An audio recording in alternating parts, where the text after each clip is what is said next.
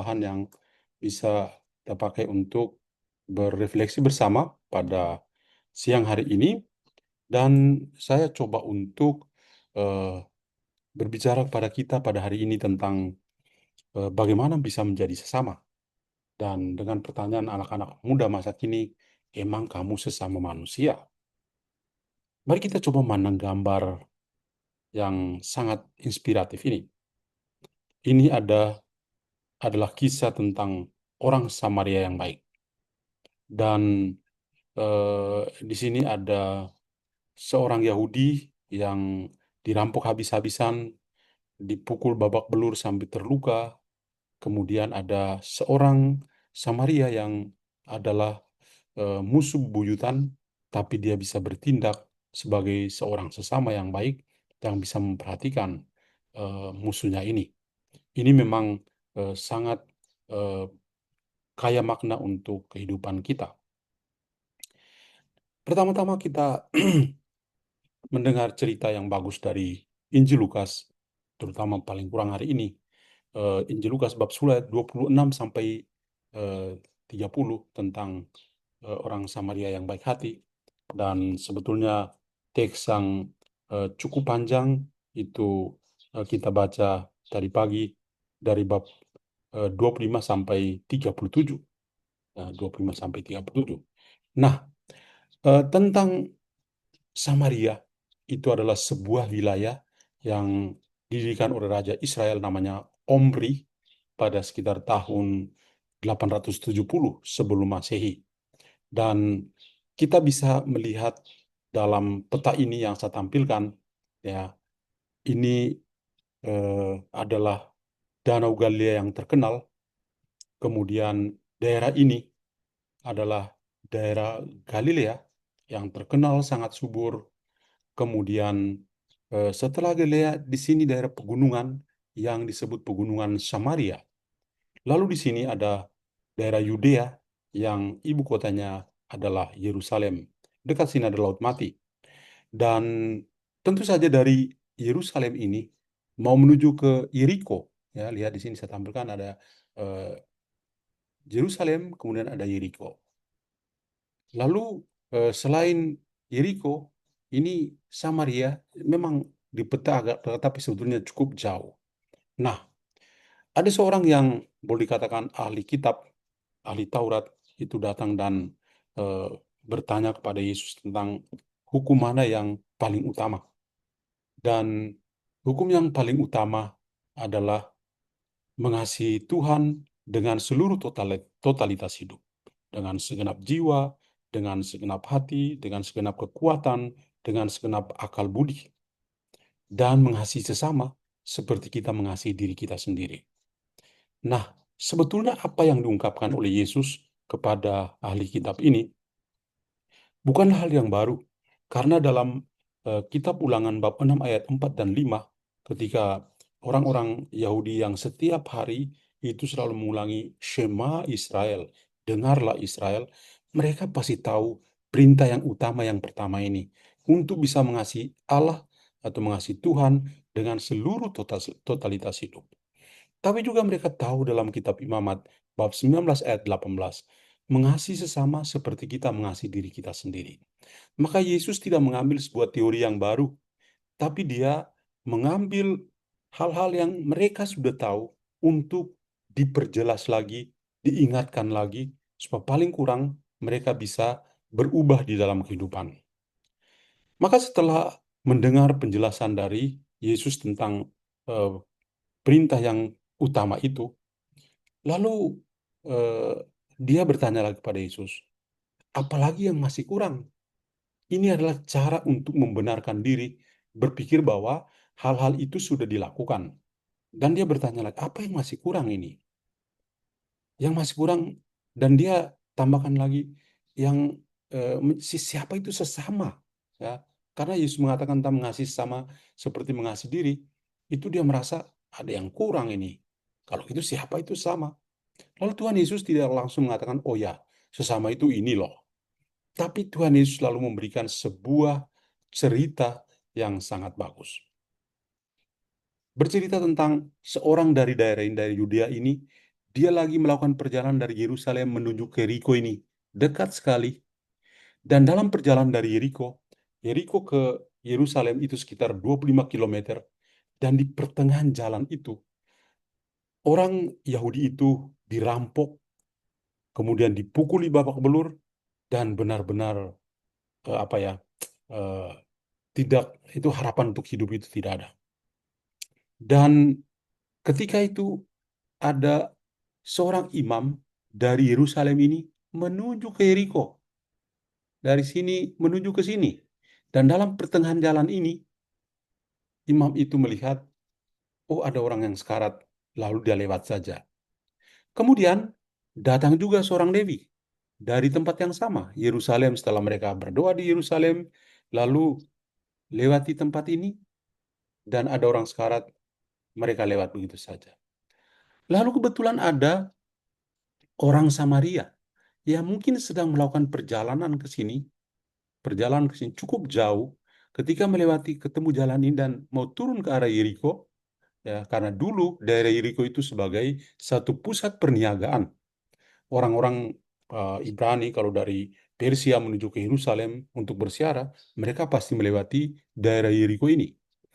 Maka ketika dia lewat, dia melihat, waduh, ini ada seorang yang sedang berdarah-darah, dia baru dirampok.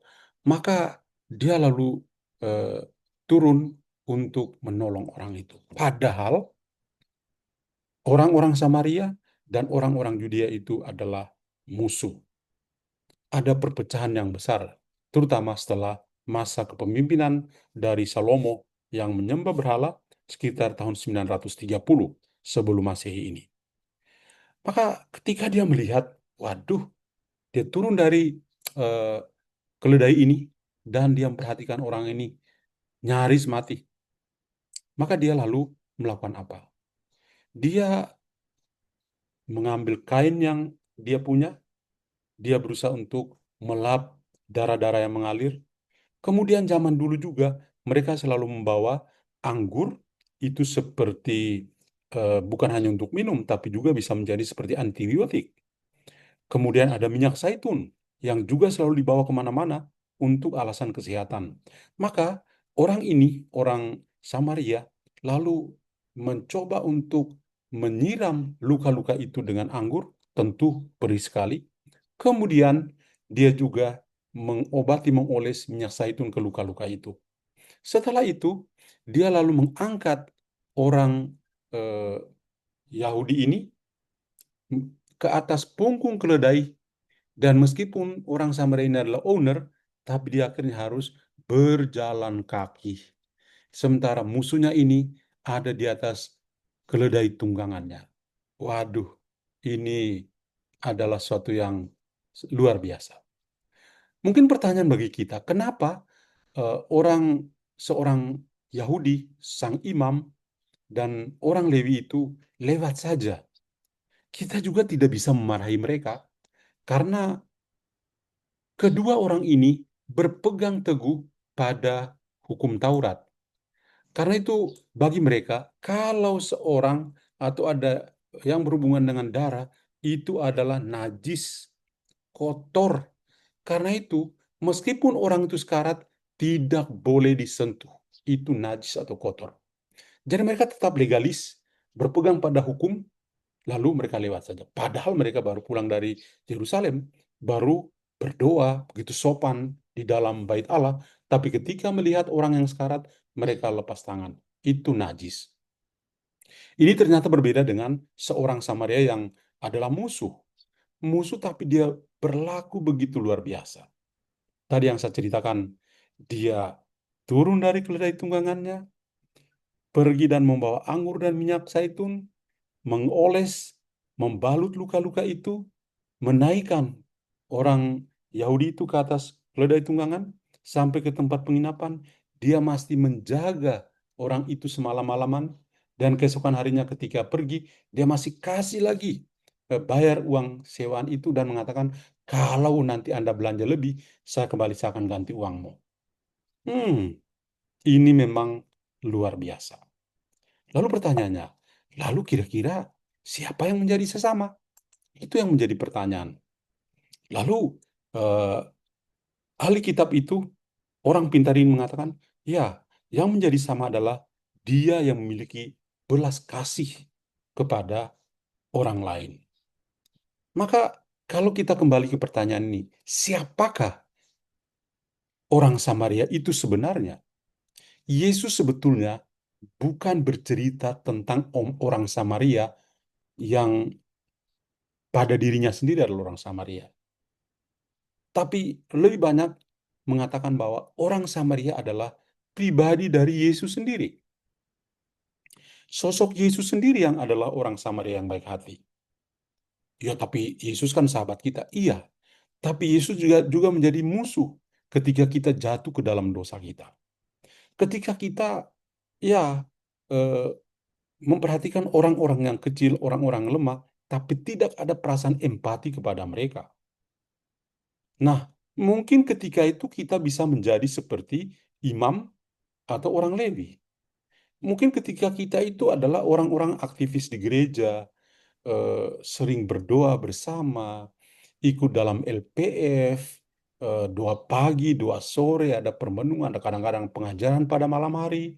Tapi tantangan bagi kita adalah apakah kita bisa menjadi sesama bagi yang lain.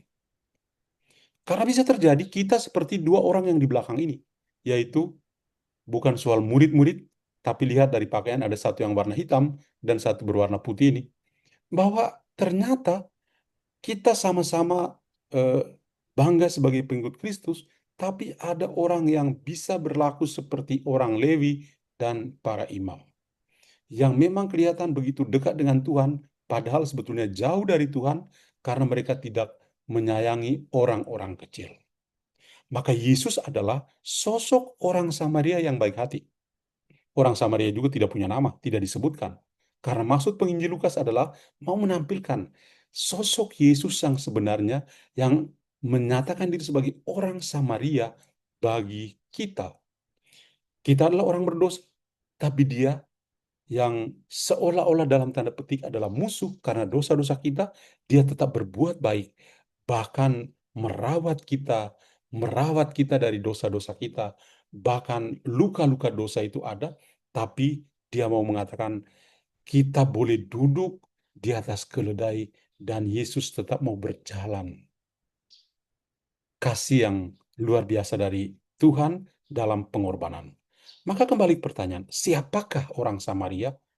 Dia adalah Yesus sendiri yang sangat mencintai kita dengan segala kekurangan yang ada pada kita, tapi dia tetap mengasihi kita.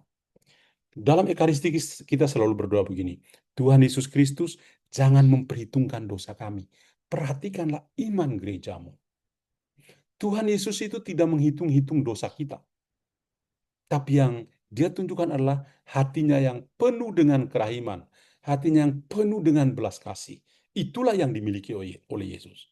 Hatinya selalu tergerak oleh belas kasih. Maka kita melihat, ya, meskipun manusia boleh berdosa melawan Tuhan, tapi dia tetap mengasihi.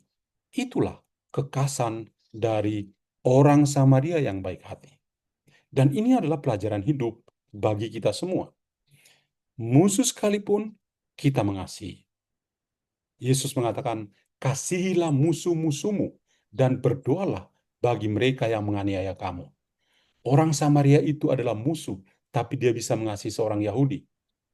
Kita, paling kurang dalam kehidupan kita, itu kita pasti punya musuh. Tapi setelah mendengarkan pengajaran seperti ini, apakah kita masih mau punya musuh? Atau kita berusaha untuk bisa keluar dari belenggu musuh itu dan menjadi orang Samaria yang baik hati? Atau kita hanya sebagai penonton seperti dua gambar yang saya tampilkan ini. Ada satunya berbaju putih, satu berbaju hitam. Apakah kita berlaku seperti mereka, hanya berdiri dari jauh dan melihat orang lain berbuat kasih dan kita memberi komentar? Atau kita juga melihat Yesus seperti ini dan kita juga mau ikut terlibat. Kita juga mau memperhatikan orang-orang yang kecil, lemah, miskin, tersingkir, dan difabel. Ini Yesus adalah orang Samaria yang baik hati. Sungguh luar biasa, ya, dengan cara ya lukisan saja, tapi memberikan gambaran yang sangat indah tentang kehidupan sebagai orang Samaria. Mari kita coba belajar dari pengalaman rohani Santa Faustina yang kemarin kita rayakan pestanya. Kalau kita membaca buku harian Santa Faustina, baik nomor 424 dan 427, satu ekspresi singkat yang saya bisa ambil di sini adalah begini. Tuhan kita itu mengajarkan bahwa kebesaran yang sejati itu terletak pada dan memiliki kebajikan, kerendahan hati, dan kemampuan untuk bisa mencintai Allah. Jadi, kebesaran yang sejati itu terletak pada ketika kita memiliki kebajikan, kerendahan hati. Itu hal yang pertama. Dan yang kedua, kebesaran kita itu terletak pada kemampuan kita untuk mencintai Allah. Nah, dua hal penting dalam buku harian Santa Faustina nomor 424 dan 427 adalah kebajikan kerendahan hati dan kemampuan kita untuk mencintai Allah. Itu adalah kebesaran yang sejati bagi kita. Orang Samaria itu memiliki kebajikan kerendahan hati dan kemampuan untuk mencintai Yahweh. Itulah yang dia miliki. Dan kita pun dalam 424 dan 427 dari buku harian Santa Faustina mengajarkan kita jalan yang sama seperti itu. Atau saya juga meminjam misalnya di uh, buku harian Santa Faustina nomor 989 dan 990, itu bisa diringkas dengan satu kalimat ini. Kebijaksanaan yang sejati adalah mengasihi Allah. Mirip dengan apa yang dikatakan dalam 424 dan 427. Itulah kebijaksanaan kita. Dan kebijaksanaan di sini berbicara atau berhubungan dengan kemampuan kita untuk mengasihi Allah dengan totalitas kehidupan kita. Jadi apa yang ditunjukkan oleh Santa Faustina bukan hanya soal kerahiman, ya, tetapi dia juga mengajarkan kita tentang kebijaksanaan yang indah, yaitu kerendahan hati kita untuk mampu mencintai Allah. Dan inilah yang patut untuk kita tunjukkan sebagai bagian dari usaha kita untuk menghayati perintah utama yang paling pertama, mengasihi Allah dengan totalitas kehidupan kita. Keluaran bab 6 ayat 4-5 dan Imamat bab 19 ayat 18 tadi. Kemudian kita juga bisa belajar dari Santa Faustina yang memang dia tidak omong secara sangat jelas tentang mengasihi sesama. Tapi paling kurang di nomor buku harian Santa Faustina nomor 742 kita bisa belajar ini. Ketika dia menulis, Yesus berkata kepada saya, kamu harus menunjukkan belas kasihan kepada sesamamu dimanapun dan kapanpun. Saya mengambil kalimat ini untuk mengatakan bahwa apa yang dikatakan oleh Tuhan Yesus kepada Santa Faustina, bahwa Anda harus menunjukkan belas kasihan kepada sesamamu dimanapun dan kapanpun. Orang selalu berusaha untuk menunjukkan belas kasih. Dan belas kasih, ya, atau kerahiman ini adalah sebuah hal yang nyata dari kemampuan kita untuk mengikuti teladan Faustina yang mengasihi sesamanya. Maka di sini kita bisa melihat, ya, apa yang harus kita lakukan setelah belajar dari orang Samaria dan kehidupan Santa Faustina. Yang pertama, perintah yang utama. Kita semua hari ini diajak untuk mengasihi Tuhan Allah dengan totalitas kehidupan kita dan mengasihi semua orang karena mereka adalah manusia. Karena mereka manusia, kita patut untuk mengasihi mereka. Berarti kita tidak harus memilah-milah atau mengkotak-kotakan mereka. Siapapun dia, entah sebangsa setanah air, entah segolongan atau seagama, karena dia manusia, kita punya tugas untuk mengasihinya. Tuhan lebih dahulu mengasihi kita, maka kita pun mengasihi.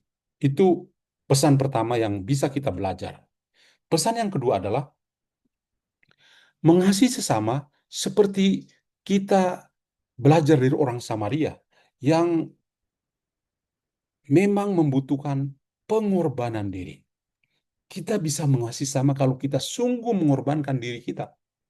Kalau kita tidak punya kemampuan untuk mengorbankan diri seperti orang Samaria yang baik hati, sulit sekali untuk kita bisa menjadi sesama bagi yang lain. Jadi, emangnya kamu sesama manusia? Ya, kita memang bisa menjadi sesama manusia kalau kita bisa berkorban. Istri berkorban kepada suaminya, suami berkorban pada istrinya, orang tua berkorban demi anak-anaknya, dan lain sebagainya. Cinta itu penuh pengorbanan. Dalam relasi suami dan istri, atau dalam hidup berkeluarga, cinta itu penuh dengan pengorbanan. Maka di sini saya katakan, mengasihi sesama seperti orang Samaria itu memang membutuhkan pengorbanan diri. Dan yang terakhir adalah hati penuh belas kasihan, penuh dengan kerahiman.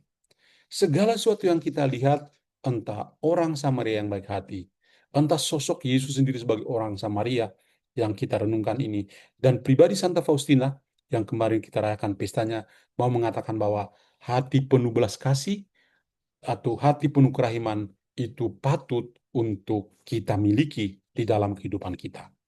Maka sambil memandang gambar yang terakhir ini, ya, Yesus adalah andalanku, ya. Tapi Yesus yang menjadi andalan kita bukan seorang yang luar biasa, tapi Yesus adalah andalan kita yang punya tangan yang terluka ini. Inilah pengorbanan. Inilah kerahiman yang penuh dengan pengorbanan yang Tuhan Yesus sendiri tunjukkan kepada kita. Ini kiranya saya bisa mengatakan hal yang indah tentang pengajaran dan permenungan kita eh, pada saat ini. Mari kita tutup dengan sebuah doa yang eh, secara istimewa pada kesempatan ini kita mau mendoakan saudara kita Robert Eri Cantona, seorang dokter yang eh, mengalami kecelakaan, dan kita berdoa untuk pemulihan yang bisa Tuhan berikan kepadanya. Dalam nama Bapa dan Putra dan Roh Kudus. Amin. Bapa dalam surga, kami bersyukur padamu. Hari ini kami boleh belajar bagaimana kami menjadi sesama bagi orang-orang lain. Bantulah kami. Semoga dengan teladan Yesus Kristus Putramu yang menjadi sesama bagi kami, orang-orang yang rapuh, orang-orang yang lemah, tapi dia menunjukkan kerahiman yang luar biasa untuk kami. Kami pun boleh belajar untuk menjadi sesama bagi yang lain. Bahkan karena mereka adalah manusia, sudah cukuplah bagi kami untuk menunjukkan kasih-Mu kepada mereka. Pada kesempatan ini juga kami mohon rahmat istimewa untuk saudara kami Robertus Eri Cantona. Semoga Engkau memberikan anugerah istimewa, mujizat boleh terjadi dalam dirinya. Berkatilah sana keluarganya, berkatilah para dokter yang merawat, berkati siapapun yang punya andil untuk memberikan uh, anugerah kesembuhan kepadanya.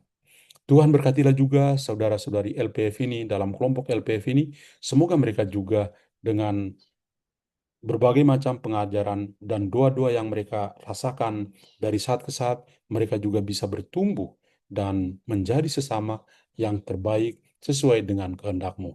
Terima kasih Tuhan, namamu kami puji kini dan sepanjang masa. Amin. Tuhan bersamamu dan dan bersama roh. semoga Allah yang Maha Kuasa memberkati kita semua, Bapa dan Putra dan Roh Kudus. Amin.